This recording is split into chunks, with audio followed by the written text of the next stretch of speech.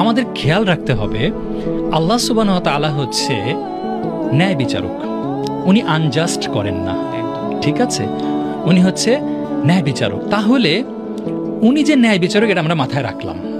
সুতরাং যা কিছু আমার সাথে ঘটছে, ওই যে আপনি বললেন না যে মনে হয় আমার প্রতি ক্ষোভে, আমার প্রতি রাগ করে আমার সন্তানকে নিয়ে নিলেন, মৃত্যু হলো, বিষয়টা তা নয়, ঠিক আছে? উনি ন্যায় বিচারক, এটা আমরা মাথায় রাখবো। আল্লাহ সুবহানাহু ওয়া তাআলা কারো প্রতি জুলুম করেন না। আমি আমার উপরে জুলুম করা হারাম করেছি, এবং আল্লাহ আমাদেরকে বলছেন তোমরাও তোমাদের উপরে এবং অন্যদের উপরে জুলুম করো না।